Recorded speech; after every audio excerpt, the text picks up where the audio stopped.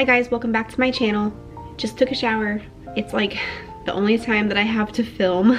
So I'm going to sit down real quick and give an update of my first 2 weeks of pregnancy. So weeks 2 and weeks 3. Basically from ovulation all the way through the 2-week wait. I am 4 weeks today as I'm filming this. All right, so I tracked how I was feeling each day past ovulation, so that way if I ended up pregnant, I could go back and look at my symptoms and see what I was feeling. 1 day past ovulation, the only thing that I really noted was that my cervix was very tightly closed. And this serves as a warning for you guys that this video is gonna be very TMI. So if that kind of stuff makes you squeamish, or if you're uncomfortable with that in any way, don't watch this video. The 2nd day past ovulation, again, cervix was just really closed. 3 days past ovulation, I got a really bad migraine that lasted the entire day. I also noted that my cervical mucus was creamy on that day. 4 days past ovulation, the creamy cervical mucus continued and my headache continued as well. It was really bad. On 4 DPO, I also had a little bit of crampiness in my lower abdomen. On 5 DPO, I started to get sick. My cervix was super closed. I was getting a sore throat. I still had the creamy cervical mucus, had a pinching sensation in the lower right portion of my abdomen, and I was getting a really bad sore throat. I just felt pretty miserable that day. 6 days past ovulation, I was really sick at this point. Cervix still really tightly closed. I had an increase in cervical mucus on that day. I was super exhausted that night. I fell asleep sitting up in bed, and I never do that. It could have been because I was sick. So yeah, big one at 6 DPO was the fatigue. That's what I noted the most. I even put it like in all caps. I was way more exhausted than normal. Based on my chart, I also kind of think that I might have implanted on 6 DPO. 7 days past ovulation, I had some acne popping up on my face, which is usually a sign that my period is going to show up soon, so I was a little bit wary of that I was noticing acne all over my face. Normally when I'm pregnant, that doesn't happen, so the fact that I was breaking out really badly kind of made me wonder if I was not pregnant. 8 days past ovulation, I had something really strange. I had like my cervical mucus was almost egg white consistency, which is usually what I get when I'm fertile and leading up to ovulation. Obviously, I was not ovulating 8 days past ovulation, but I did note that it was strange. That doesn't usually happen to me in my 2-week wait or in my luteal phase. Oh, on 8 DPO, I also had some cramping in my lower back, which is really weird for me. I was super exhausted still 8 DPO. Just incredibly exhausted and fatigued, and then the cramping in my lower back, and my mouth erupted in a whole bunch of mouth sores, like canker sores. 9 days past ovulation is when I got my first positive test in the morning using a first response. My boobs were hurting a little bit more that day, and my nose was very stuffy on that day. I was super congested and just really uncomfortable. 10 DPO, I got a positive digital test. I was super gaggy on 10 DPO. If I got even a little bit hungry, I would just like start feeling like I was going to throw up. I was gagging at everything. My boobs were getting a little bit more sore.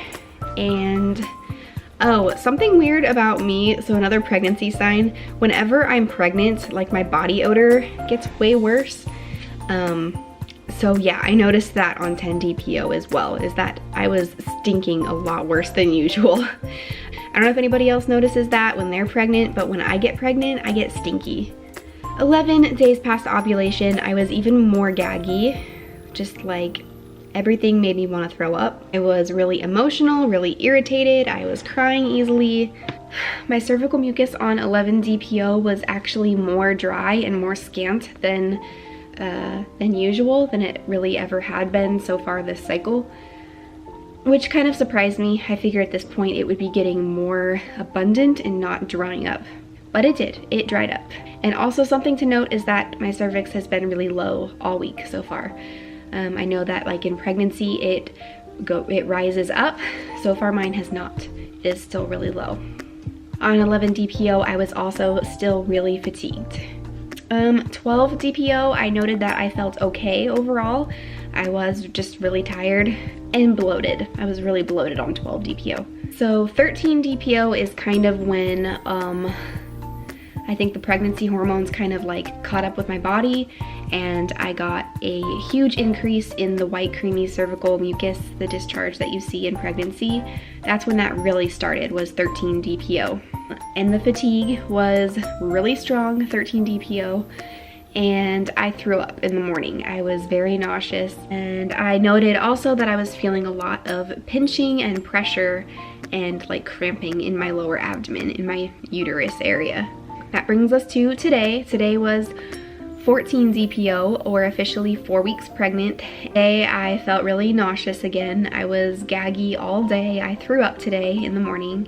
I went and had my HCG drawn at the lab, but I won't know the results until tomorrow, so I'll put that update either in this video or in a separate video, I'm not sure yet. But I did get my progesterone and my HCG drawn today.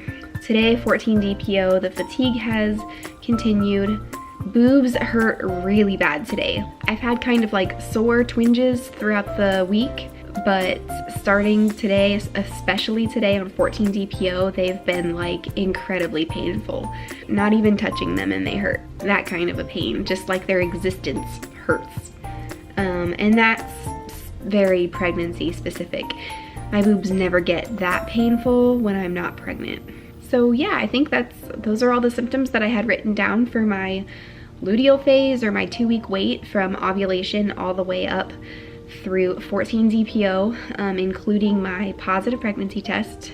I'm gonna go ahead and show you guys what my stomach looks like right now. Obviously there's no bump, but it's going to be like my baseline, I guess, so you can see what it looks like at the very beginning of pregnancy, and then we can just kind of watch how it grows, I guess. So I close my laptop here. I'll show you guys real quick. Okay.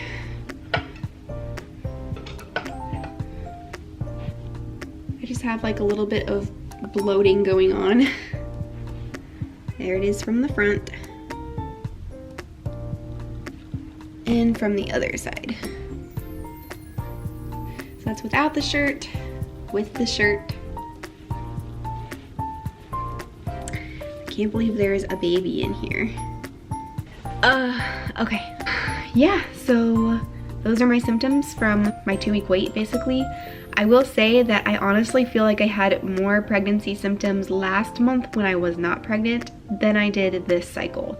So I think for this pregnancy, the first real signs that I had, other than the positive pregnancy test, was the gagging and the nausea that started at about 10 DPO. Pretty unusual for me when I'm not pregnant. I don't like sit around gagging and feeling like throwing up all day.